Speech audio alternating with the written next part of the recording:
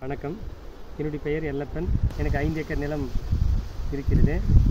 அதில் 2 ஏக்கர் தென்னை நடவு செய்துள்ளேன். அதன் ஊடுபயிராக என்ன செய்வது என்று யோசித்துக் கொண்டிருக்கும் பொழுது யூடியூப் மூலமாக பசுமை பாரதம் நிறுவனத்தை செய்திகளை கேட்டறிந்தேன். பிறகு தொலைபேசியில் தொடர்பு கொண்டபோது அவர்கள் என்னுடைய நிலத்திற்கு வந்து நேரடியாக கள ஆய்வு செய்தார்கள்.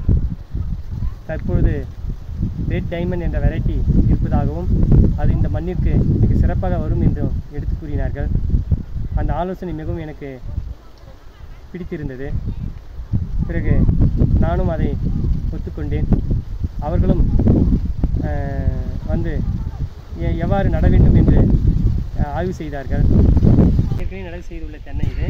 இந்த தென்னைக்கும் அந்த தென்னைக்கும் இடைவெளி பார்த்திங்கன்னா 25 அடி இருக்குது.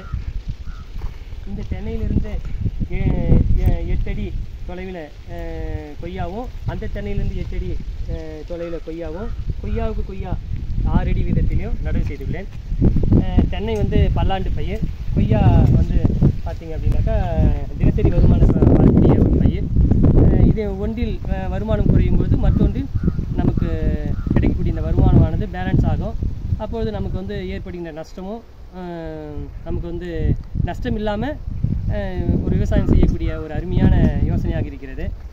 எனவே விவசாயிகளும் இதே போன்று பயிர் செய்து பலனடையுமாறு கேட்டுக்கொள்கிறேன். நன்றி.